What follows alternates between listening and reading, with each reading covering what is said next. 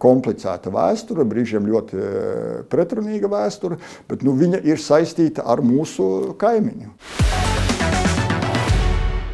Šobrīd turpinās diskusijas par vairāku ar Krieviju saistīto Rīgas ielu pārdēvēšanu. Maskavas, Puškina, Ļermontova, Saharova vai pat Elizabetes, kas daudziem par pārsteigumu tā nosaukta par godu Krievijas impērijas ķeizara Aleksandra I sievai Elizabetei. Savukārt Saharova ielu tā nosaucām jau pēc neatkarības atgūšanas. Šis fiziķis piedalījies gan ūdeņraža bumbas izstrādē Padomju Savienībai, gan saņēmis Nobela miera prēmiju. Šīs ir tikai dažas no neviennozīmīgi vērtētajām personībām, kas liek uzdot lielo jautājumu, kuras ielas Latvijā vajadzētu pārdēvēt. Vienas ir ielas pieminekļi, kuri ir radušies pēdējās padomju okupācijas laikā. Viens, kas ļoti bieži uz pieminējāt zinātni, tiek pieminēts Keldišs. Šeit, manuprāt, jautājumi nav priekš manis, ka šādas simbols nevajag mums. Tad, kad mēs runājam varbūt par senāk nosaukums iegūšām lietām, tad es gribētu teikt, ka mums ir sava vēsture. Nevienmēr viņa ir tikai pozitīva. Nevienmēr lietas, kas ir notikušas vēsturē, mums šķiet pozitīvas priekš latviešu tautas, zemes, nācijas un tā tālāk. Bet tā vēsture ir bijusi.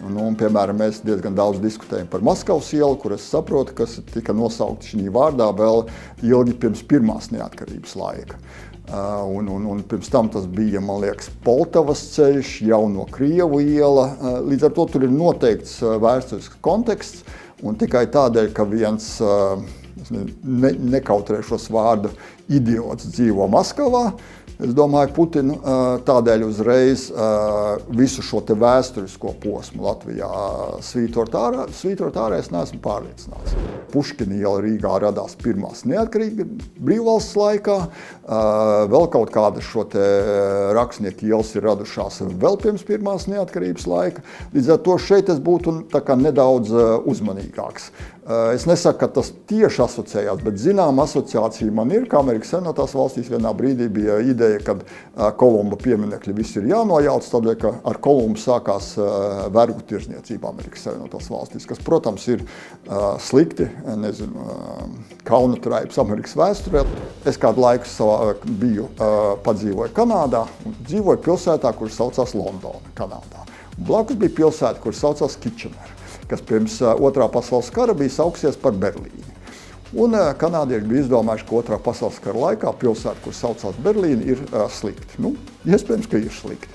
Bet es zinu, ka vietējie Kanādas iedzīvotāji joprojām viņu sauc par Berlīni, tādēļ, ka tā ir vēsture un tādēļ, ka droši vien, ka tur savā laikā izceļotāji no Vācijas bija apmetušies un tā tālāk. Tā ir mūsu vēsture, kā es teicu, un vēstures daļa. Mēs esam bijuši daļa no Krievu impērijas, mēs esam bijuši daļa no Vācijas kādreiz, mēs esam bijuši daļa no Zviedrijas. Katrā reizē, kad kādā no šīm valstīm mums nepatīk, objektīvi nepatīk, patiešām ir agresīvi režīmi, tādēļ mēs visu savu šo te vēstures daļu, kas ar to saistās, dzēsīsim ārā. Es teiktu, ka es šeit būtu uzmanīgs un katru šo te lēmumu nopietni pārdomātu. Iesaisties, izsaki viedokli un uzdod savu jautājumu. Arī tavs jautājums var būt lielais jautājums.